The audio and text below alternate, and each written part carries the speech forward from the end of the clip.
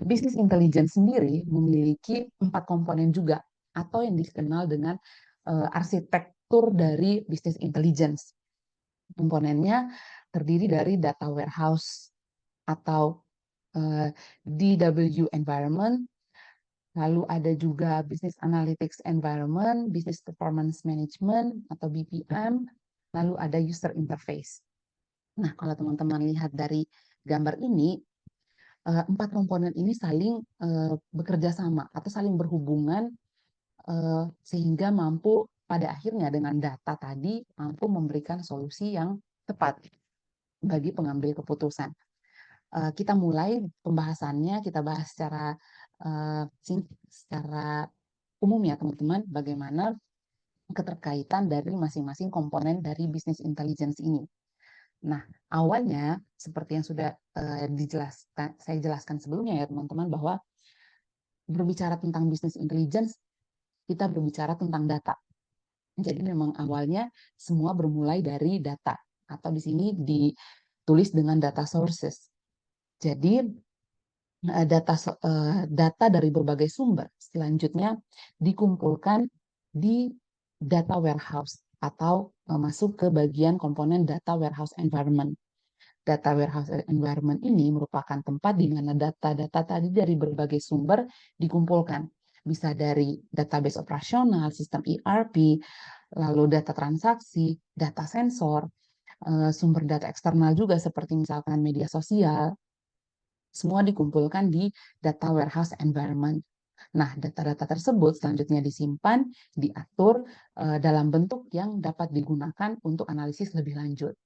Nah, di data warehouse environment ini yang terlibat itu ada technical staff yang berfungsi untuk merancang dan membangun data warehouse, lalu mengatur data agar terstruktur dengan baik, dan juga membuat ringkasan data untuk memudahkan analisis. Nah, selanjutnya komponen berikutnya adalah business analytic environment. Nah, business analytic environment ini merupakan tempat pengguna bisnis mengakses dan menganalisis data yang disimpan dari data warehouse tadi. Nah, di sini business users atau pengguna bisnis mengakses data untuk mendapatkan hasil analisis yang diinginkan, diolah lagi sehingga mampu menghasilkan data analisis yang dibutuhkan dengan menggunakan berbagai alat analitik, tentunya untuk mengolah data-data tersebut. Nah, komponen berikutnya adalah performance and strategy, business performance management atau BPM. Nah, disinilah para pengambil keputusan seperti para manajer, eksekutif berada teman-teman di arsitektur business intelligence ini. Nah, para eksekutif, para manajer memanfaatkan user interface untuk menghubungkan atau berinteraksi dengan data yang telah diolah di business analytic environment tadi sehingga mampu menghasilkan keputusan. Jadi secara sederhana itu adalah bagaimana masing-masing komponen dari arsitektur BI saling berhubungan sehingga pada akhirnya mampu memberikan informasi atau menyarankan informasi yang tepat sehingga para pengambil keputusan bisa menghasilkan keputusan yang tepat juga. Nah, selanjutnya kalau teman-teman lihat tadi dari perkembangan decision support menjadi business intelligence, lalu sekarang dari business intelligence berkembang lagi ya teman-teman menjadi analitik. Nah, kita akan lihat gambaran umum dari analitik. Analitik itu sendiri menurut Institute for Operations Research and Management Science atau INFORMS mewakili kombinasi teknologi komputer, teknik ilmu manajemen, dan statistik untuk memecahkan masalah. Jadi analitik itu mewakili teknologi komputer, ilmu manajemen, dan statistik. Nah, bisnis analitik sendiri teman-teman terdiri dari tiga kategori utama, yaitu ada descriptive analytics, predictive analytics, dan prescriptive analytics. Nah, apa itu descriptive analytics atau analisis deskriptif? Analisis deskriptif merupakan bisnis analitik yang bertujuan untuk mengetahui apa yang terjadi dalam organisasi. Sifatnya mendeskripsikan saja ya teman-teman, apa yang terjadi, lalu memberikan gambaran. Di sini alat yang digunakan seperti teknik pelaporan, query, peringatan, dan tren yang sesuai. Lalu kelompok berikutnya dari bisnis analitik adalah analisis prediktif. Nah, ini lebih advance lagi teman-teman dari analisis deskriptif.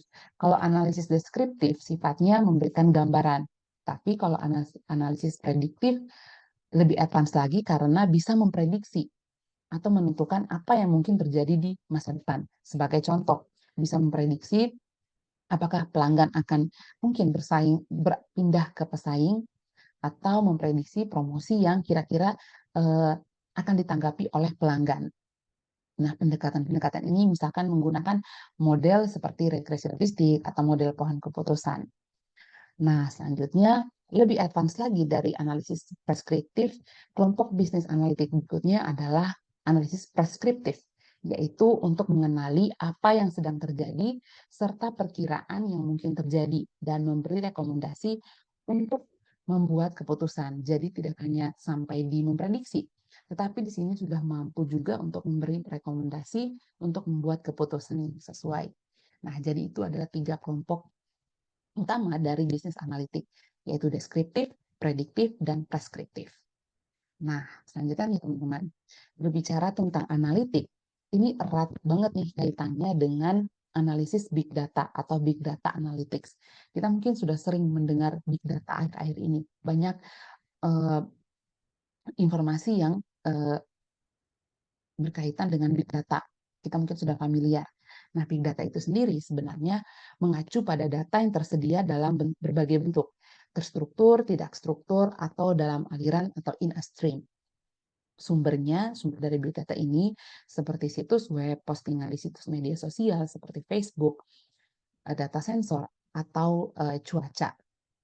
Nah, karakteristik big data ini yang membedakan dari data lainnya, yaitu big data memiliki karakteristik volume, kecepatan, dan variasi. Volumenya besar.